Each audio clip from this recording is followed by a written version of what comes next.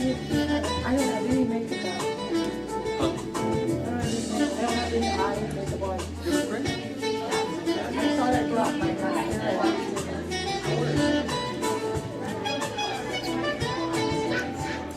You look gorgeous.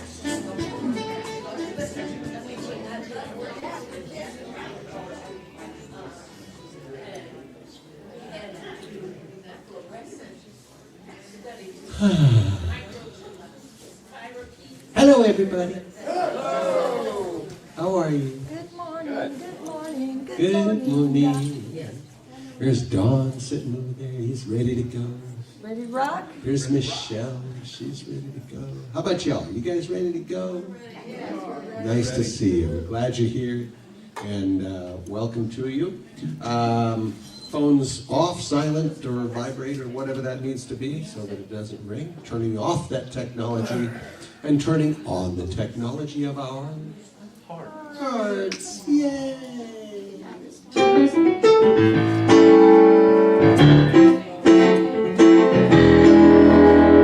You guys are welcome to stand or dance around a little bit if you'd like to, or clap your hands. We don't have a rhythm section today, so you guys get to be the rhythm section. Here we go.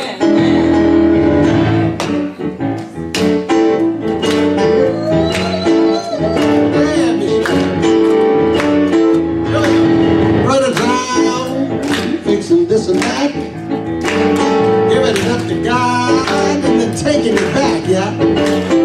Just release, let it go. You don't even have to think about it no more. Get out of the way. Get out of the way. We'll get out of the way. Get out of the way. I say get out of the way. And let Spirit do its thing. The weight of the world is on your back.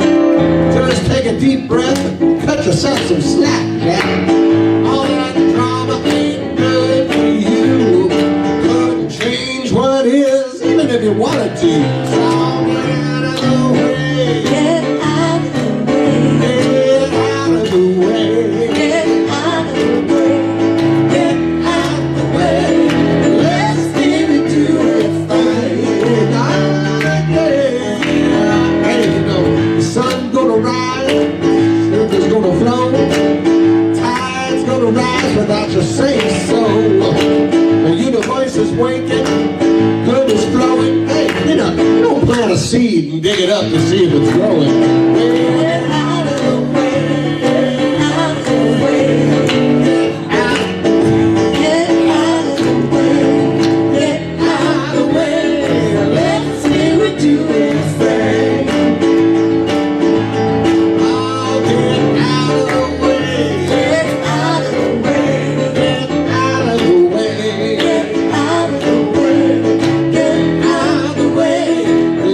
Spirit do its thing.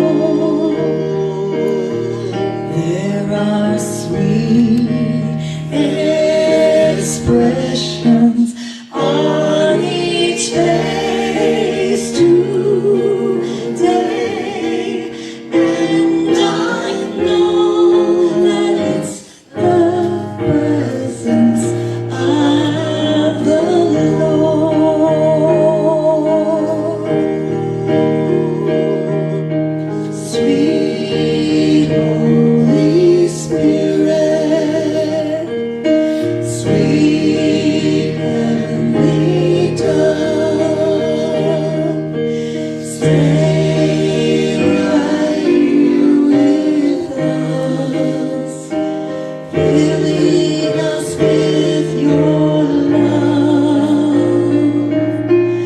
And for these blessings, we lift our hearts in praise. Without a doubt, we know we have been revived, and we shall leave this place.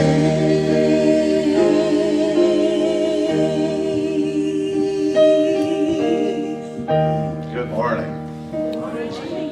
Let's do a centering prayer, an affirmation of the love that is naturally here. Thank you, Spirit, divine wisdom,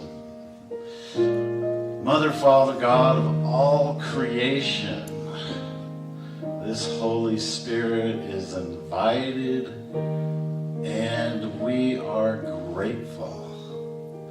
Grateful for the blessings that easily flow as we tune our attention to that which is greater than our personalities, greater than our motivations, and greater than we can even imagine.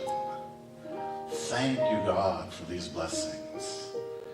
Thank you for each and every person watching online or here live in person.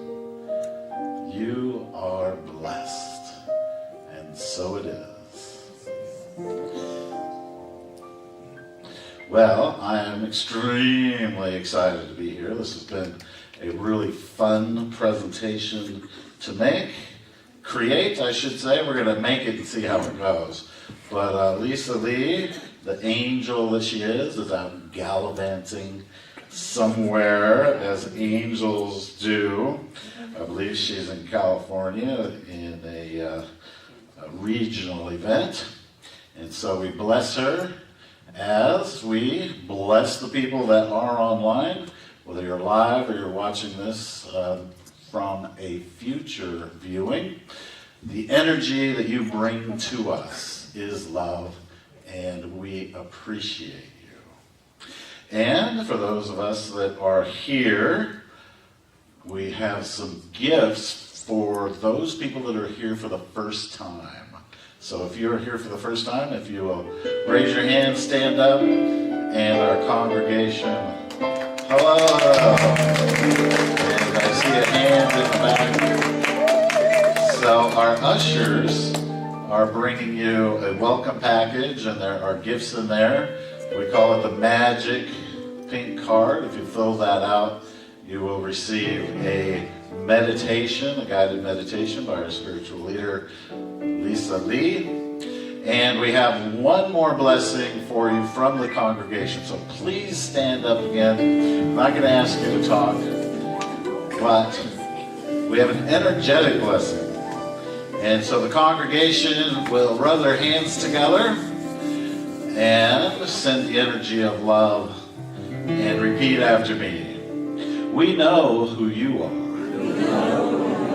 You are an infinite child of God. Miraculous in every way. You are as beautiful as the morning sunrise. We love you. We appreciate you. And we behold the Christ in you. And so it is. Welcome. And we have a ritual of greeting each other in the essence of Sangha. We are family, and we see each other in Salabona. And Salabona is, you are more than just you standing there. It says, I see you. I You exist. see you. You are here. And I see your ancestry. I see your spiritual side. So, we're all friends here.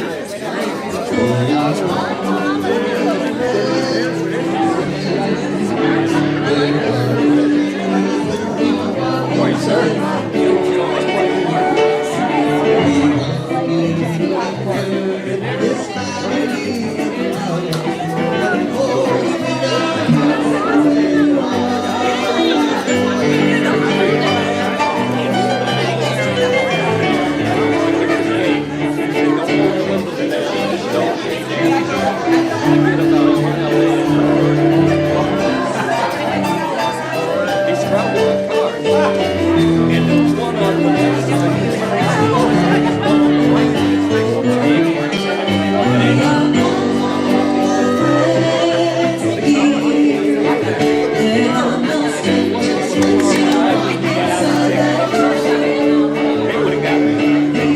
got to the first U-turn, I turned around and got to the gate, and that was a quick crap out of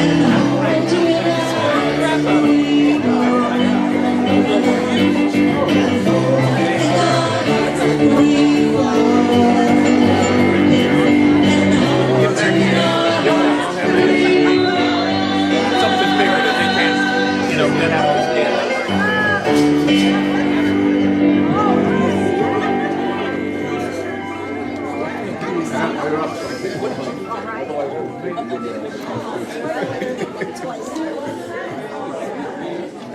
Welcome, welcome.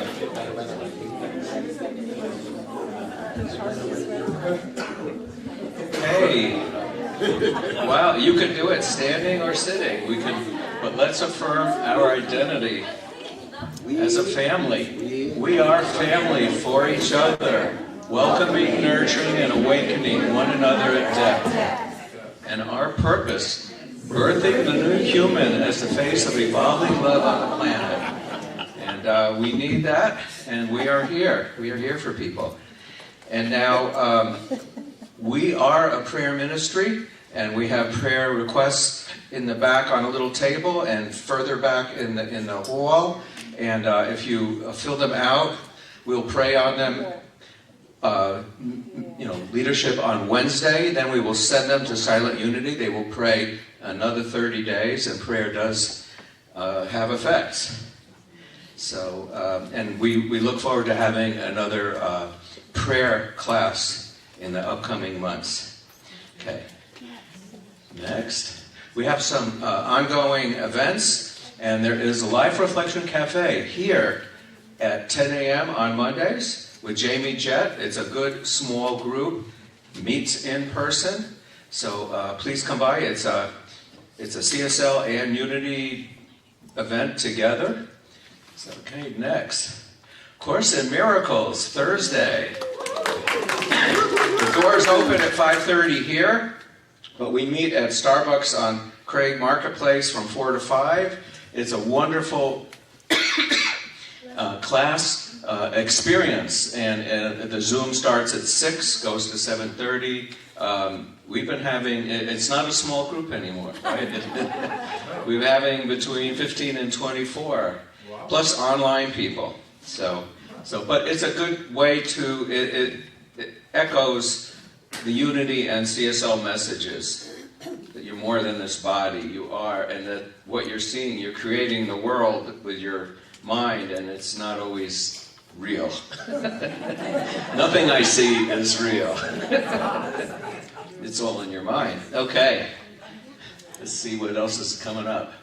Okay, midweek, Red Inspiration. That's on Wednesday. It's only on Zoom. You can get the Zoom link on our website. And it's also, there's a link to that on the Unity newsletter. And I understand from the CSL people that Yahoo changed their domain algorithm for letting emails in. And there's a number of people that didn't get them anyway. So if you have signed up for the newsletter and you're not getting them every Saturday morning, let me know, and I'll try to finagle a separate email with less people and try to get it through to you. So, and we might even have a wrong email for you. So, okay. Next, open mic. Michael Davitt and Danny Rio. Yeah. And it is the first Friday in the month this time. But if you play music, want to listen to music, we have a number of original artists who sing and play songs they've written themselves and they cover. And we have our poet laureate there. We have karaoke. It's a fun time. So that next Friday, it's coming up. Okay. And the reason it was moved is usually the second Friday is there is a free party with the CSL people, us, and other spiritual groups, and they're all going to come here next Friday. And RSVP is needed by this Friday because it's catered. And there's no cost. Come in at 4, and there's a DJ and dancing and food. So I wasn't a disco guy, but I'm going to come. So. Okay, Ladies in Unity, they're meeting February 15th at 12:30. If you, Val, why don't you stand up? And if you are interested in more, see my Lady Val as a dynamic group. Okay, keep going. Okay, we have an annual membership meeting Sunday after service on the 16th. And we had a new member class last week. And if you attended it, or if you're interested in being Unity anyway, I recorded it. And official member gets to vote on anything that at the meeting. Anybody is welcome. Observers. But we have a membership application out on the table there.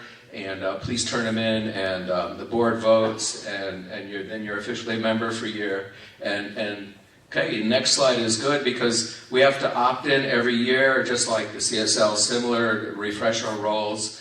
We only want people that want to be with us. And if we didn't, anyway, you could have a roll of 1,000, but if you have 50 showing up, we would like to have those 50, as members. And now there's a couple of events that aren't on the slide. Missy and Irene, why don't you come forward?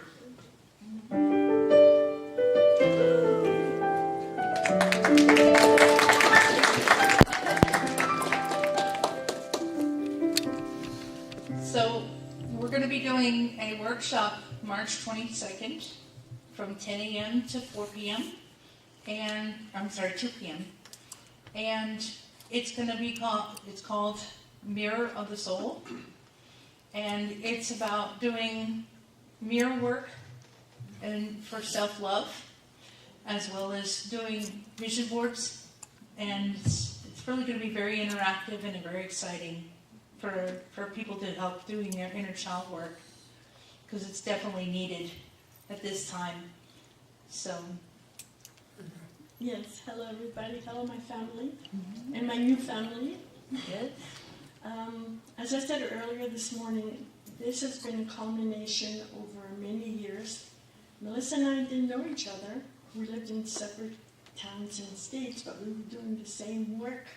We were supposed to meet at this time because we are more prepared and better facilitators to help our fellow human beings to actually learn what it means to love yourself, so you can love others and help to heal the world one person at a time, or thousands of people at a time, if our love energy is strong enough.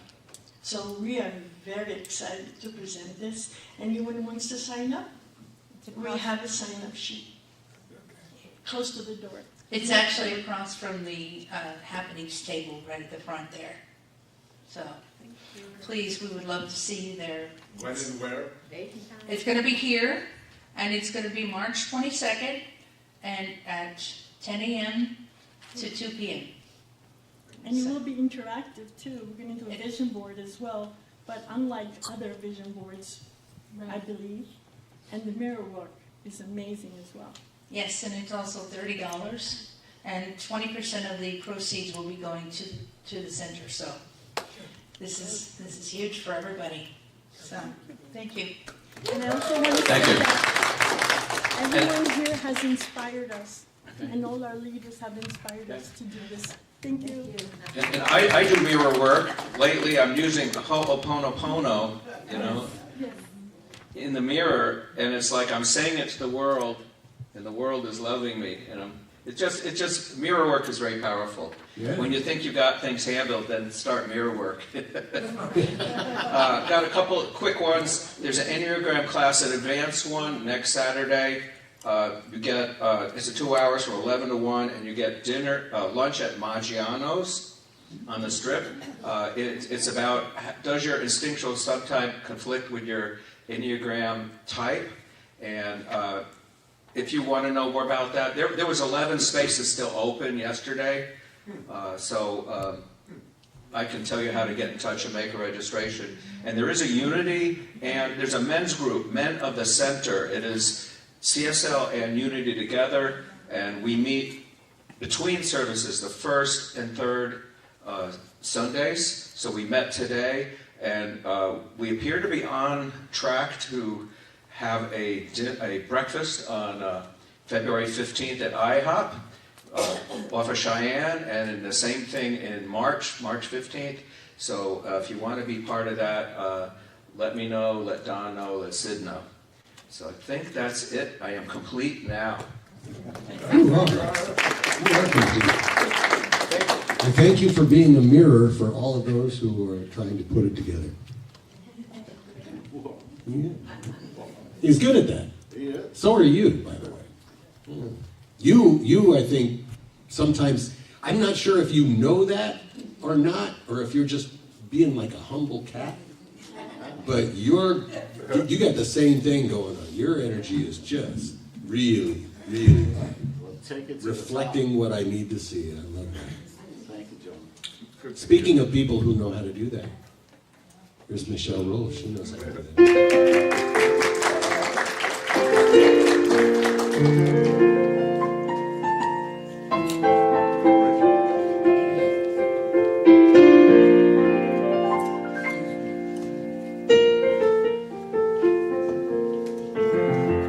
Surrender, where the soul's true strength is born. A turning not away, but toward the light. A threshold crossed where shadows are undone,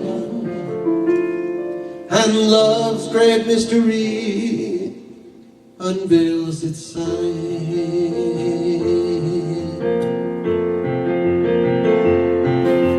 Beyond the mind's sharp grasp, beyond its scope, there lies a grace that speaks and whispers soft, a knowingness that stirs the heart to hope, and lifts us up when we can't see aloft.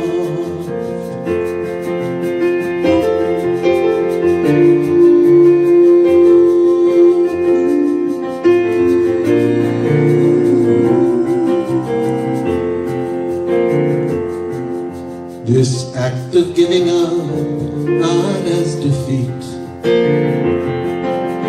as the path where boundless fields unfold, a doorway into realms where hearts can meet, drink from wells of sweetness pure and bold. It calls us home, though we might feel untried, to taste the sacred joy that's always near, to know the love that dwells down deep inside, and trust the way that leads us without fear.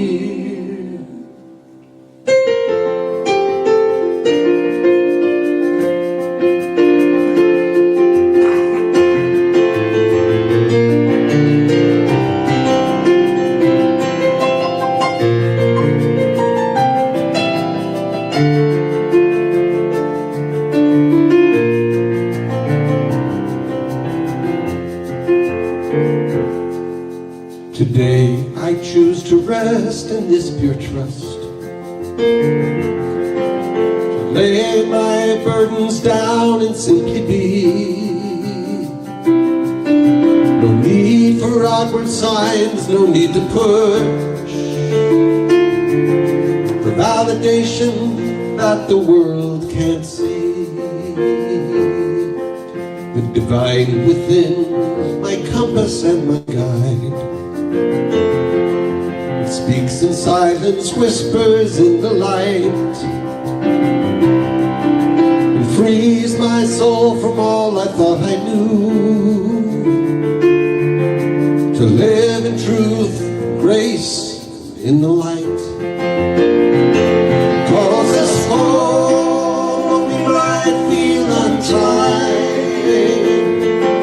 to taste the sacred joy that's always near, to know the love that dwells down deep inside, and trust the way that leads us without fear, and calls us home that we might feel untried, to taste the sacred joy that's always near, to know the love that dwells down deep inside, and trust the way that leads us without fear. Trust the way that leads us without fear.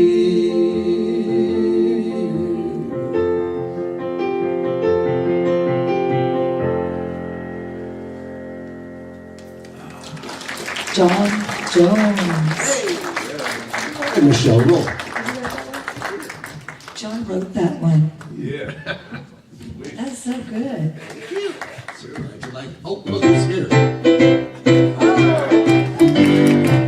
Good morning, everyone.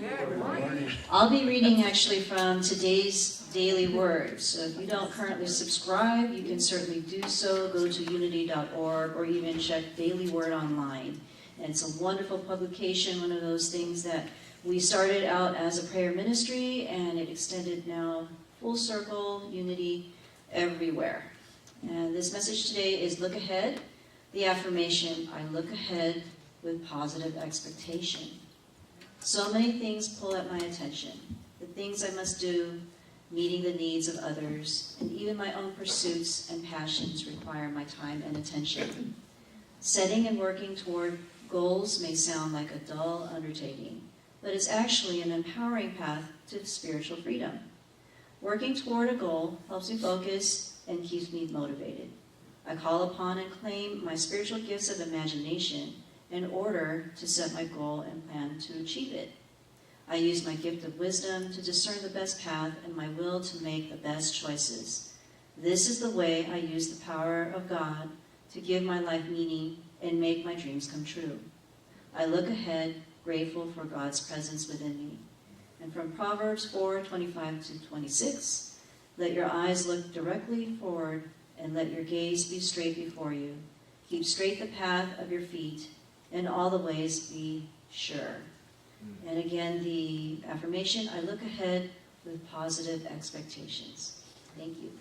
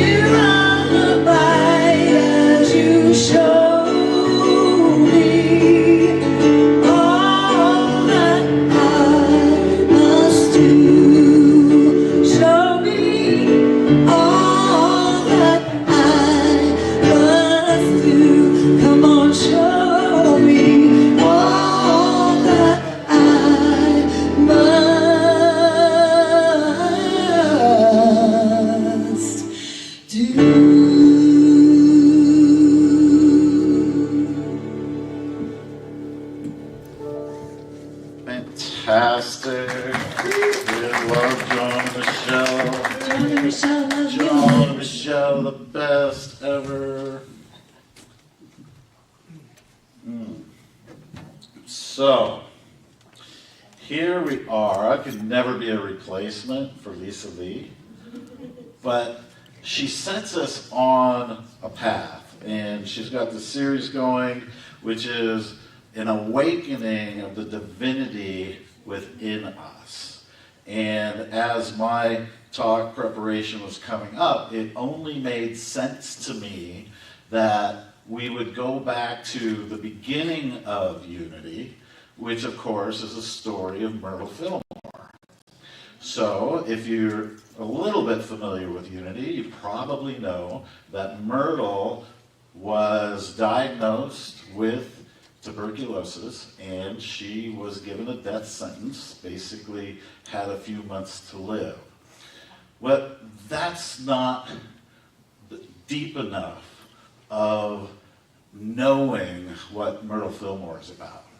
And so, in preparation for this talk, I found, I've had this book, I'm a former Unity ministerial student, so I have a lot of Unity books.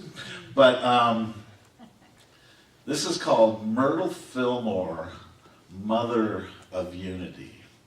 And it's not often that you can take a short paragraph and go, okay, that's the story, and have the story take over the talk.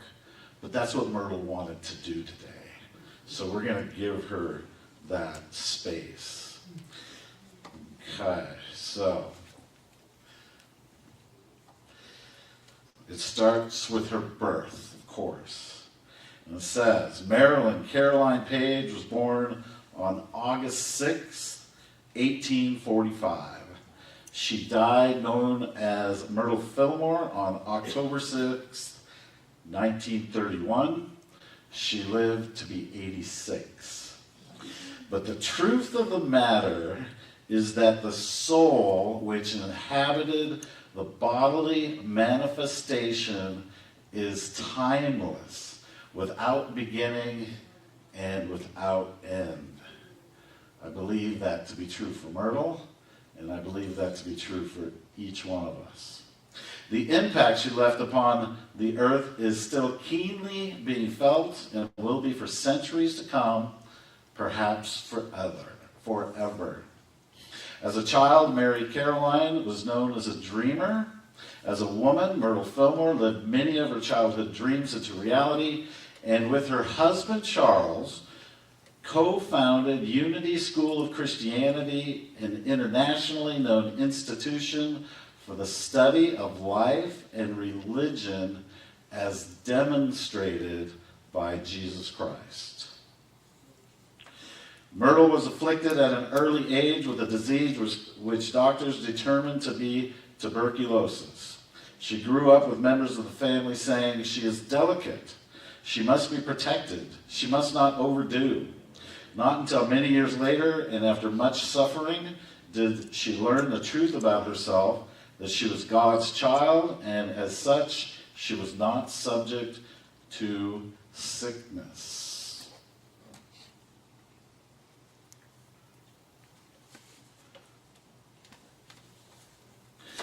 Her marriage to Charles, after 12 years of knowing each other, living in different states, there's a story of that period of both of their lives of work and moving around as Charles was figuring his young man life out.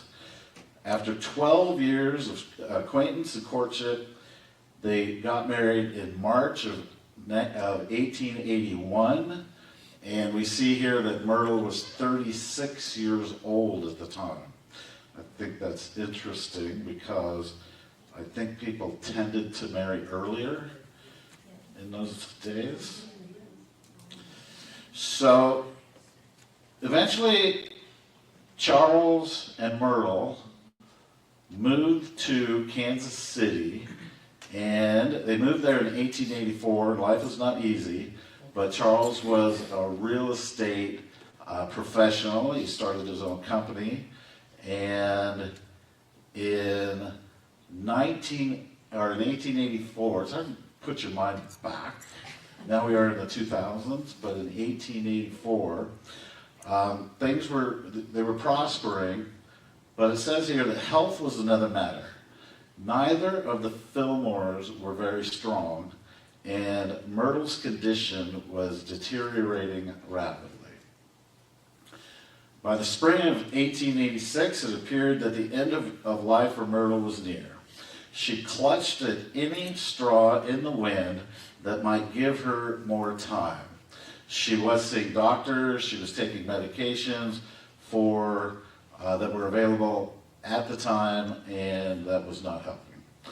Together, she and Charles attended virtually every health-oriented lecture given in the area.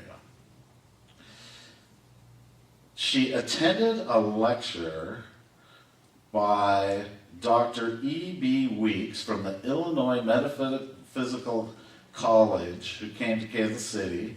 Dr. Weeks was trained by Emma Curtis Hopkins, one of the foremost metaphysicians of her time, and she brought a great truth to Myrtle Fillmore. As she left his lecture that night, one sentence illumined the very depths of her soul. I am a child of God, and therefore I do not inherit sickness. Slowly, she let this truth sink into her conscious mind and take hold. It was her last straw, and she grasped it with both hands and all her strength. All her life, she had been told that she had inherited tuberculosis from her parents, and that she was born to be ill and suffer and die prematurely. She took within her this new truth she had learned, and she talked to her body.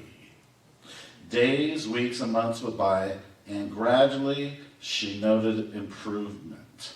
She closed herself in a room with Charles Blessing and studied the 4 Gospels. She sat next to an empty chair, and she knew that the Spirit of Jesus Christ occupied that chair and was supporting her and encouraging her in her quest. She read the Gospels meticulously, especially studying the words of Jesus concerning healing. She read and reread from John. Truly, truly I say to you, he who believes in me will also do the works that I do, and greater works than these will he do, because I go to the Father. And she read from Mark. Therefore I tell you, whatever you ask in prayer, believe that you receive it, and you will. And from John, do you want to be healed? She believed and she accepted. Charles was startled and remarked that her health appeared to be improving. She was more adamant than that. I am healed, and you are too, for we are one. And I'm going to move forward here to what she later published. So that was a 2-year period from 1886 to 1888. And by the time she was healed completely, Charles had discovered the truth too, and they were preparing to launch into the spiritual work that would eventually be known as Unity School of Christianity. But it was not enough for Myrtle to believe and accept her own healing. She wanted to share it with Charles and the rest of the family and with friends. Finally, she shared it with the world in an article she wrote titled, How I Found Health. And she says, I may have what seems to me a discovery. I was fearfully sick. I had all the ills of mind and body that I could bear. Medicine and doctors ceased to give me relief, and I was in despair when I found practical Christianity. I took it up, and I was healed. I did most of the healing myself because I wanted to understand for future use. This is how I made what I call my discovery. I was thinking about life. Life is everywhere, in worm and in man. Then why does not the life in the worm make a body like man's? Then I thought, the worm has not as much sense as man. Aha, intelligence. Life has to be guided by intelligence in making all form. The same law works in my own body. Life is simply a form of energy and has to be guided and directed in man's body by his intelligence. How do we communicate intelligence? By thinking and talking, of course. Then it flashed upon me that I might talk to the life in every part of my body and have it do just what I wanted. I began to teach my body and got marvelous results. I told the life in my liver that it was not torpid or inert, but full of vigor and energy. I told the life in my stomach that it was not weak or inefficient, but energetic, strong, and intelligent. I went to all the life centers in my body and spoke words of truth to them, words of strength and power. I asked for their forgiveness. Then I asked the Father to forgive me for taking his life into my organism and they're using it so meanly, she says. I also saw that I was using the life of the Father in thinking thoughts and speaking words, and I became very watchful as to what I thought and said. I did not let any worried or anxious thoughts into my mind, and I stopped speaking gossipy, frivolous, petulant, angry words. I let a little prayer go up every hour that Jesus Christ would be with me and help me to think and speak only kind, loving, true words.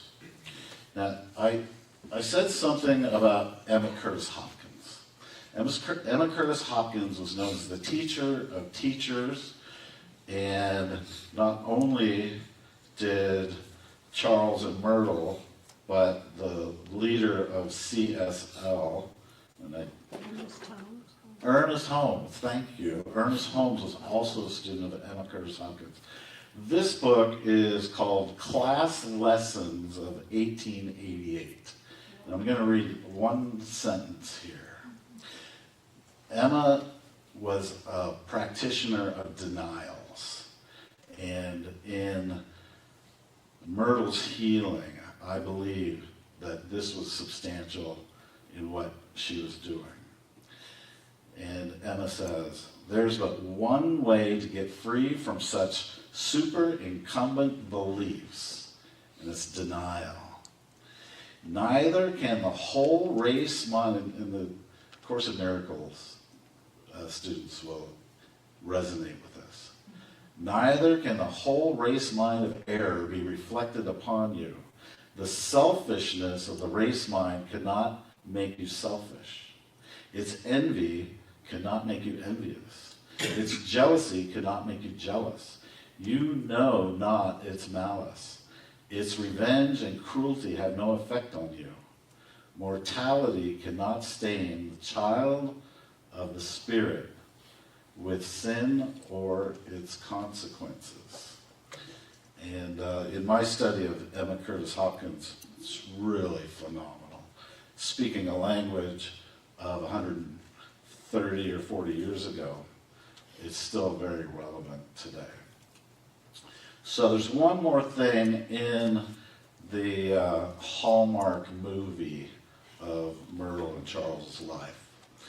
And that is, they made a commitment together, having discovered that they were both, that Myrtle was healed and Charles was healing from his own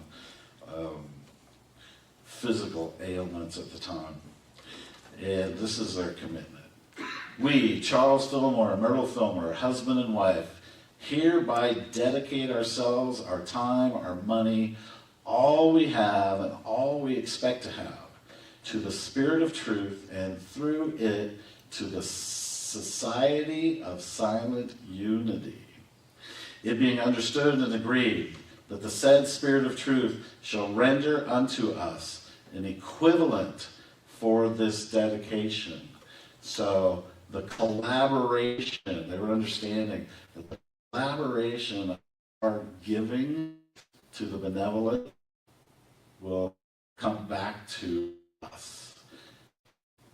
An equivalent for this dedication in peace of mind, health of body, wisdom, understanding, love, life, and an abundant supply of all things necessary to meet every want without our making any of these things the object of our existence. In the presence of the conscious mind of Jesus Christ, this 7th day of December, A.D. 1892. just love the story and feel blessed to be able to share that. When I first came to Unity, the minister at the time really never talked about the history, and so it wasn't until I was encouraged by my wife Amy to start taking classes that I got to see how beautiful our tradition is. And so now let's talk a little bit about Charles.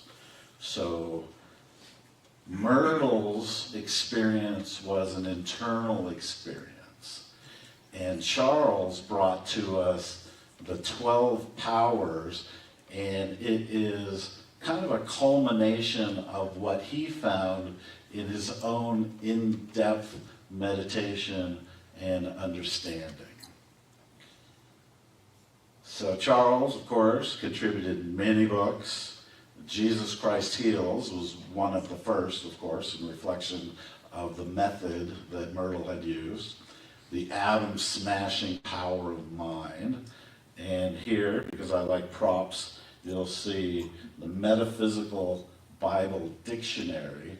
I think a culmination of his wisdom in everything in the Bible is translated in a metaphysical meaning, and it is quite a work. So let's look at the 12 powers. Now this is interesting because one of our members, you'll know her as Sandra, those of you that have been around. She came to me one day, she knew I was in ministry school at the time, and she handed me this book. The title is Birth of Light Body. And Dr. Robert Knapp is the author, and what he did was he used the 12 powers from a physician's perspective in how using these 12 powers could change consciousness, which is, again, it's a series. So, and apologies to my wife. My wife is a professor of English, and so she teaches how to give presentations. The last thing she wants is to see me up here reading. So anyway, in tolerance of that. So the beginning of Mr. Knapp's, Dr. Knapp's book is labor is the beginning of your birth. Each person is a child of God. Inherently, each person is a Christ evolving to full knowledge and expression of co-creative powers with our Father, Mother, Creator.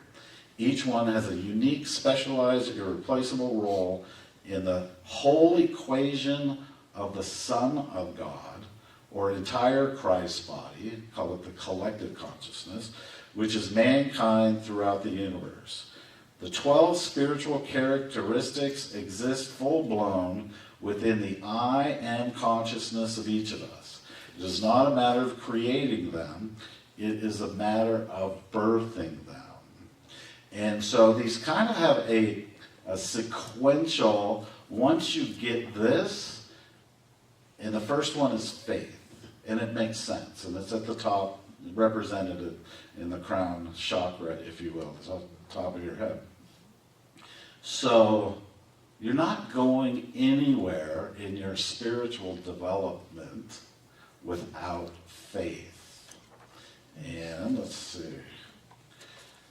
The first essential aspect of the Christ consciousness to be called forth must be faith.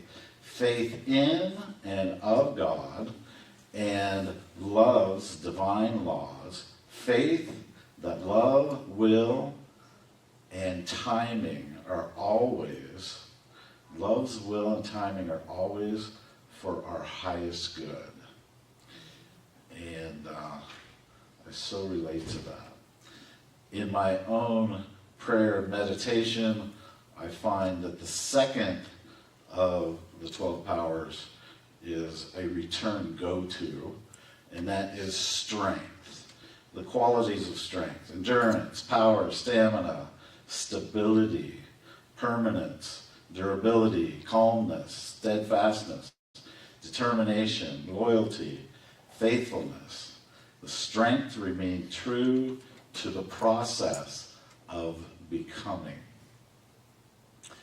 And finally, you'd think love might be first, but love is third and fourth, depending on which author you're reading. But love is the mantle of protection. In the birth of the love consciousness, love has 9 ingredients: patience, kindness, generosity, humility, courtesy, unselfishness, good temper, guilelessness, and sincerity. And third or fourth is also wisdom. Wisdom, combined with justice and judgment, is the fourth characteristic to be developed for the resurrection of the mortal into the immortal, the I am state. So, I think we're doing good on time. Let's see. Charles has something to say directly about wisdom. When we awaken to the reality of our being, the light begins to break upon us from within, and we know the truth. We no longer accept the teachings of the worldly wise, but we judge righteous judgment. We know with an inner intuition, and we judge men and events from a new view. Knowledge comes, but wisdom lingers. The Son of Man is wholly spiritual, and he uses spiritual thoughts, words, and laws in all that he does. So this is wisdom. Will.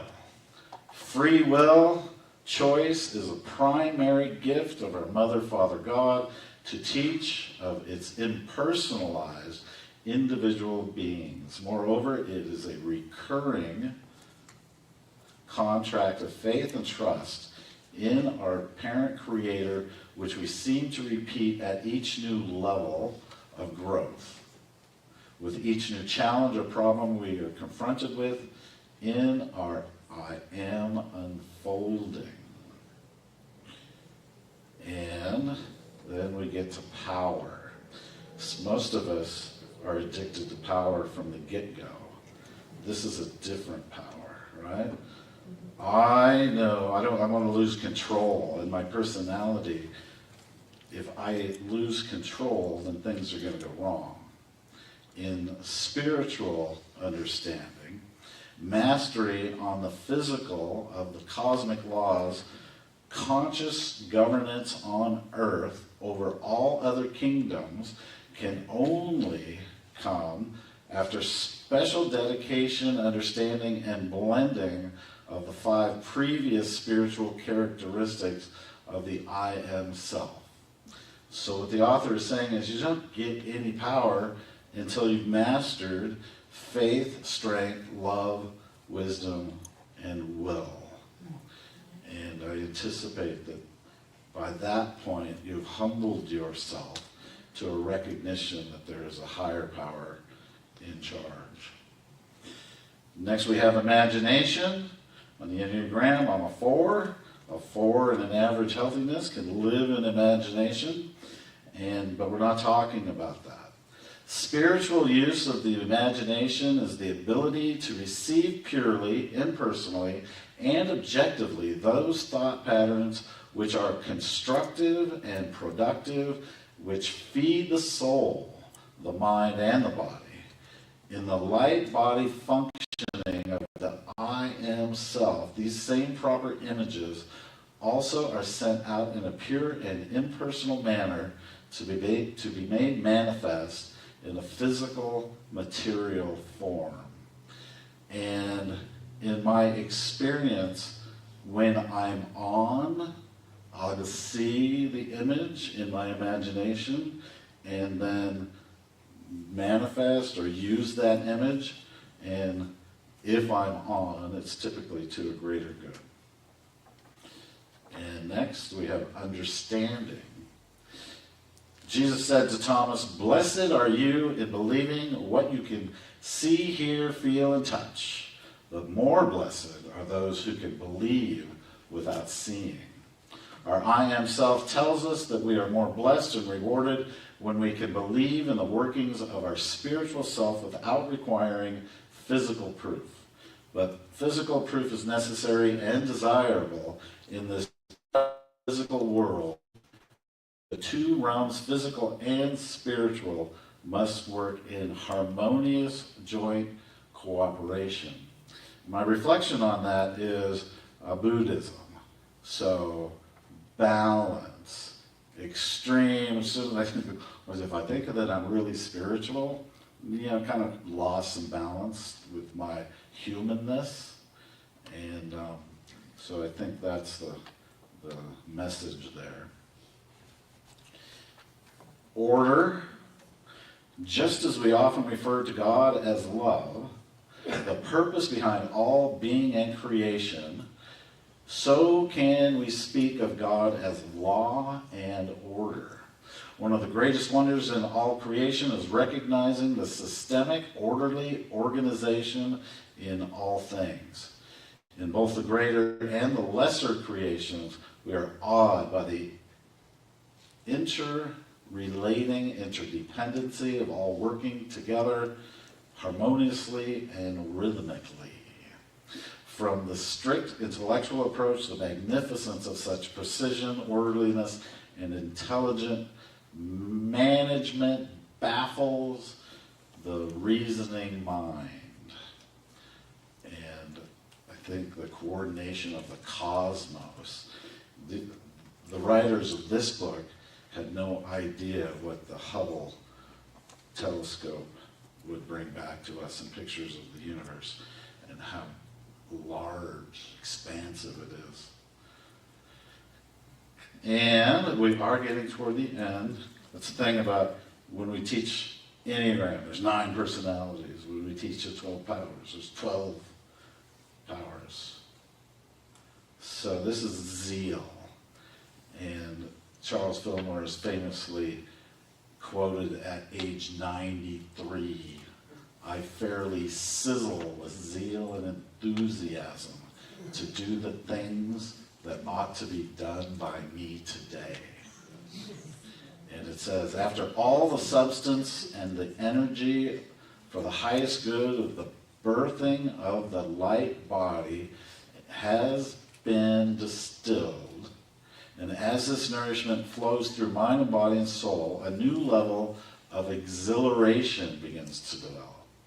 A zeal," Marcia Slater, "never realized before begins to manifest. Proper order, organization, and system of mind, body, and soul are inseparable from zeal." Ira Hill. "For when everything fits together consciously, the most natural, automatic reaction is one of great appreciation, thanksgiving, joy, and love. A passion to share these realizations has grown." Life, and this is also called regeneration. "After enthusiasm and zeal completely infuse our being, the next logical consequence or sequential step is the inescapable desire to produce more of the same, to repeat the pattern, to share the good. We move from zeal into reproduction and creativity. Dictionary definitions for regeneration are spiritual renewal, to give, to gain, and to grow new life. And finally, elimination, renunciation. So in my 30-some years of being on the path, with a 5 or 6 year time off for bad behavior,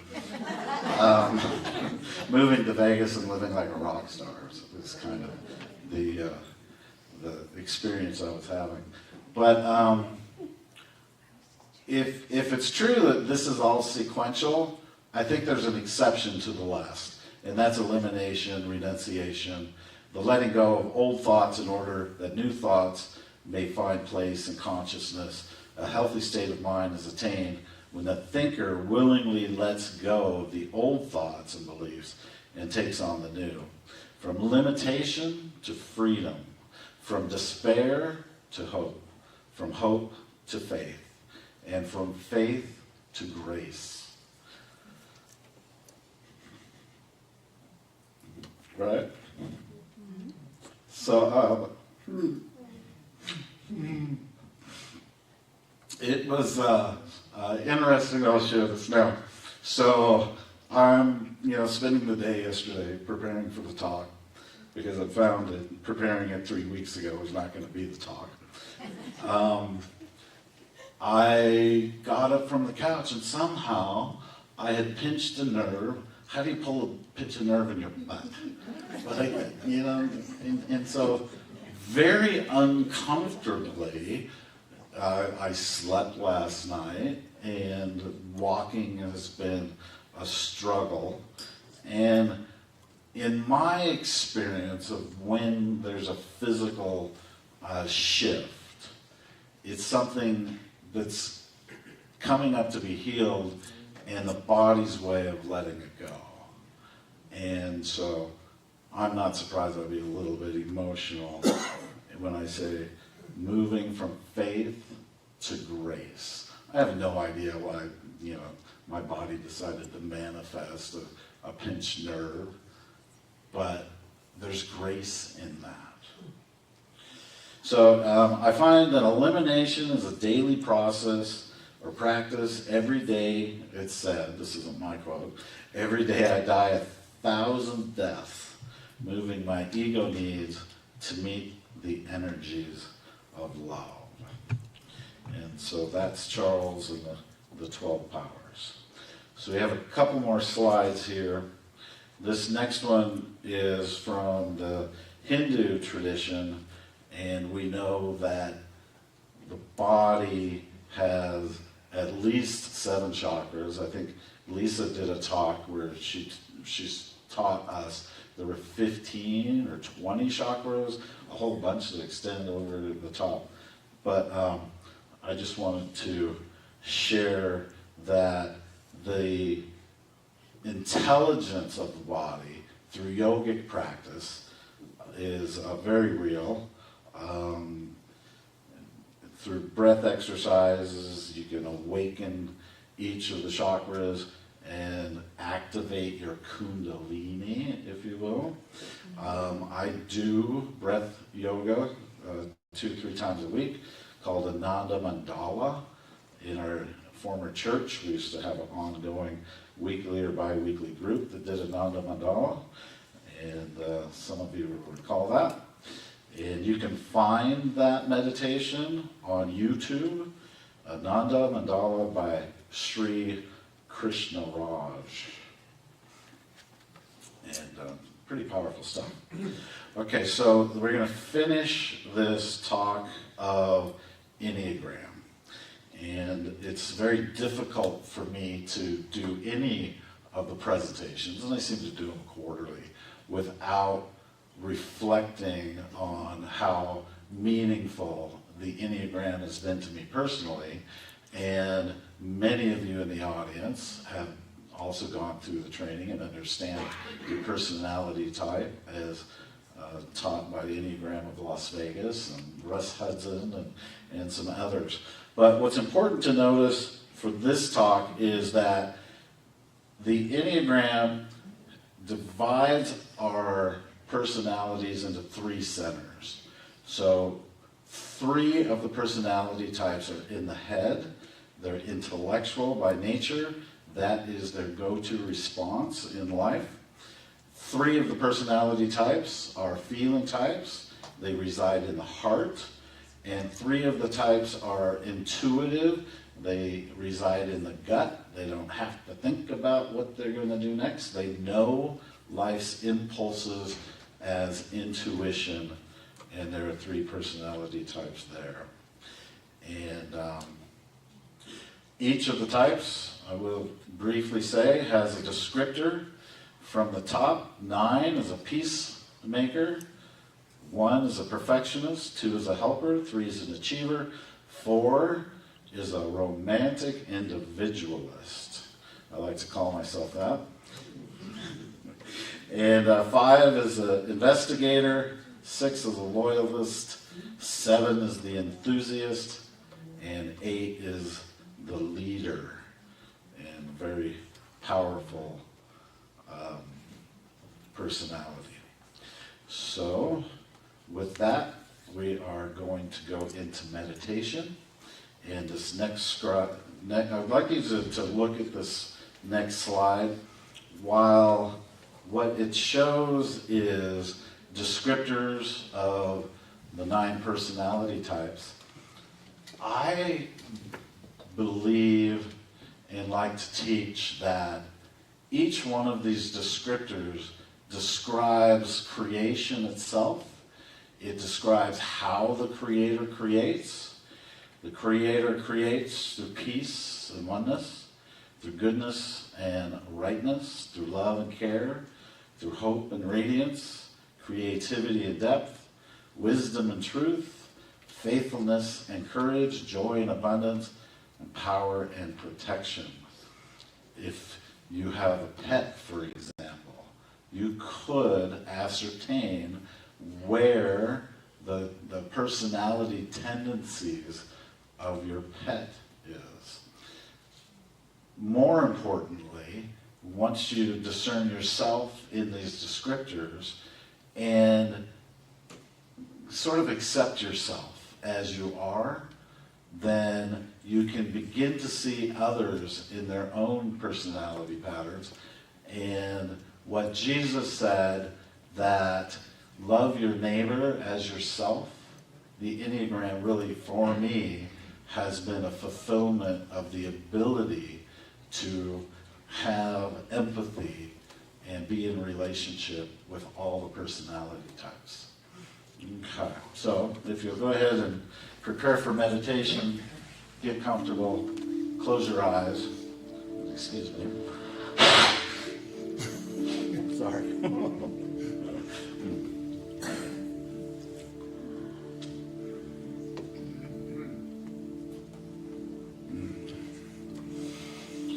So come into breath awareness. So finding the breath is a reminder of the body. Reminder of the body to be still, to be present, to let go of where you've been, to let go of the thoughts of what you need to do next.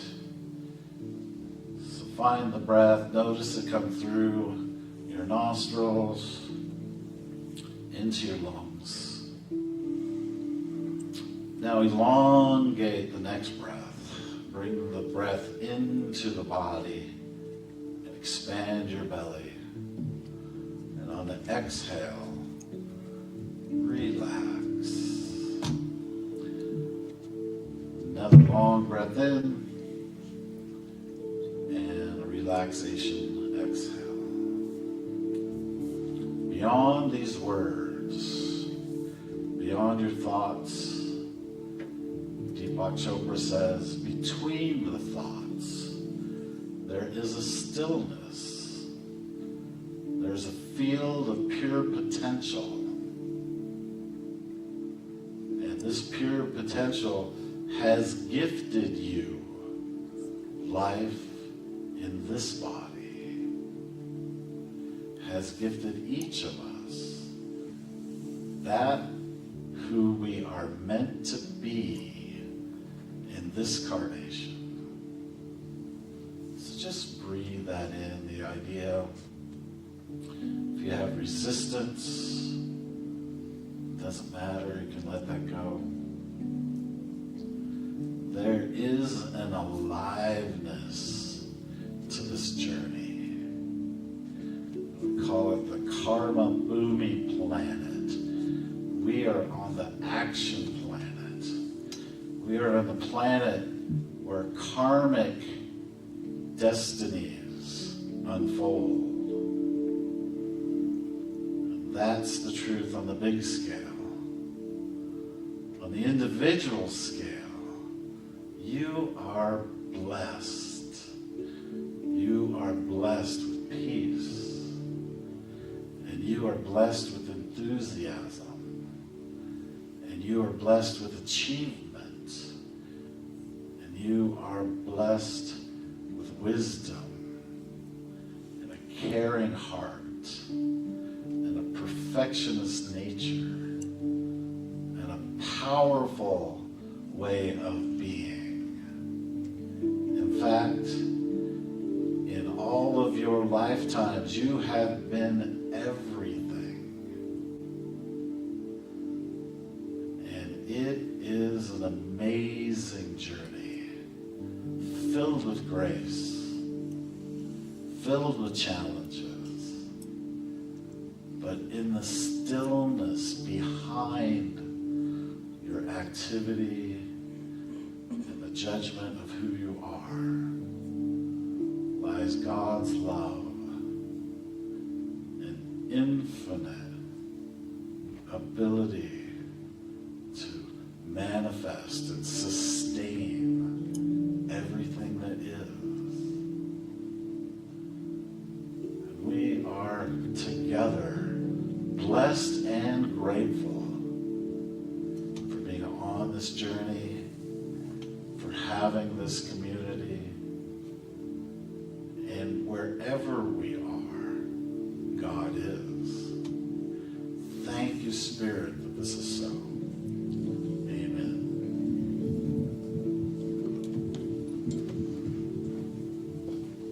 Thank you, Don. Thank you, Michelle. I love that Myrtle story. Isn't that fun? She's the best. Where's the Hallmark movie? Okay, so we're going to do a song, and we need help. Remember how you helped us earlier? Can you do that again? It's a call and response thing. John's going to be singing your part. There's a line that says, choose peace, and I want everybody to say, peace, and pick a note, or just shout it out. Can you take the reverb out of the monitors? I don't know if that's possible. And maybe turn them down just a little bit.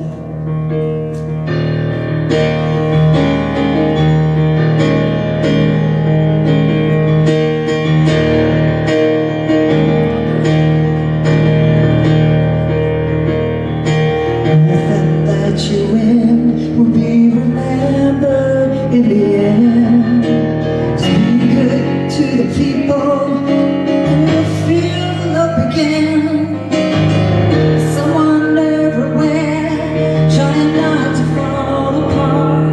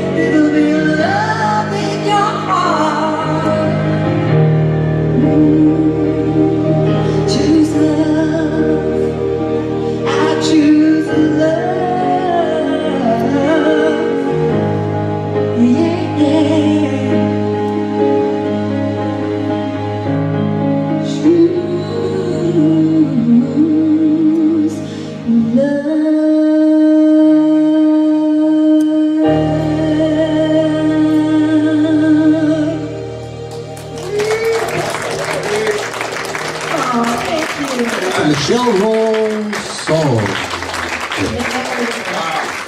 Thanks, guys. It's a work in progress. We're just putting that one together. Thank you for listening. Did you wrote that? Yeah. That's I awesome. wrote that on 4th Just of now. July.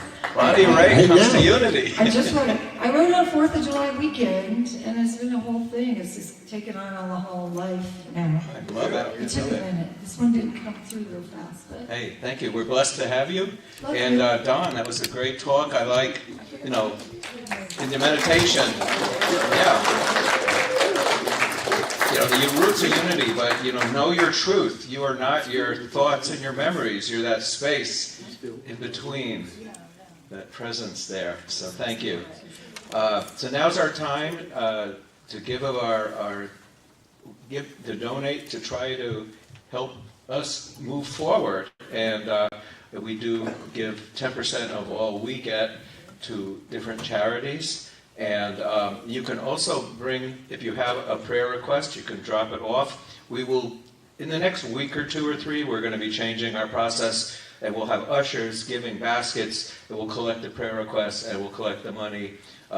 Right now we come up, and this is kind of like a relic from the pandemic where we didn't want to be touching things and passing things, but we're going to go back to using ushers fairly soon, maybe next week. So anyway, we have a blessing we say, so let's say it with me.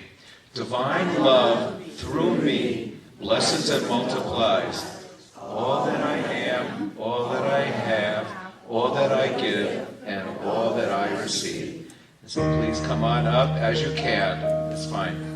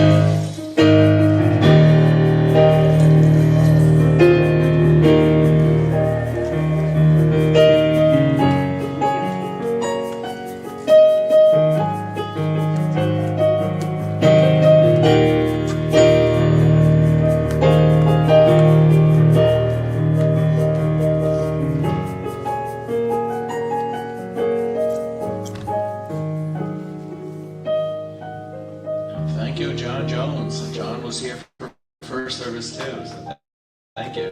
Doing yeoman's duty, helping out. Hey. So, there's a lot going on in the world. They got all these wars, and they got all these different things going on. But, in between your thoughts is that beautiful space, and that's who you are. That's what this is. And so don't get lost in all the thoughts and the Facebook posts and everything. So anyway, let's bless this offering. There is one power and presence, and we are all that power and presence, and this is part of the power and presence. And we bless all that it was given, all that is received. We bless the world. We just bless this blue planet, and may all beings be free. And that's know your truth. Thank you, God. That's how it is. All right. So, in the tradition of Lisa Lee, let's everybody stand up. I know I'm kind of on the fence about this one. It's a little weird to me, but we're going to do it anyway. So, yeah, get over it. So, repeat after me.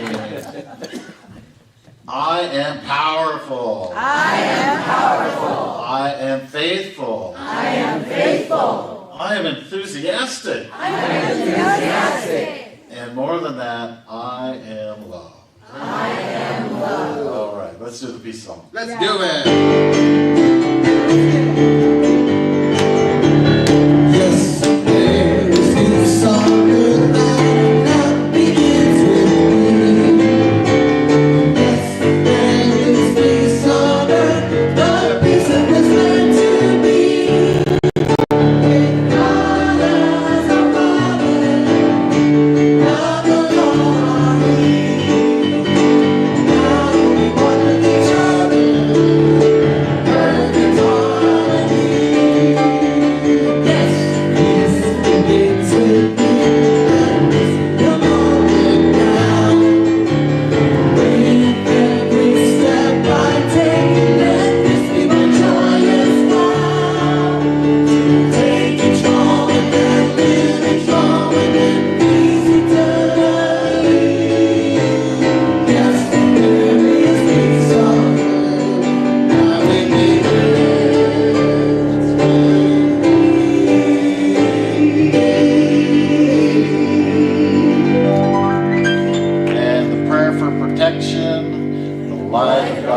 surrounds us, we are the light of God.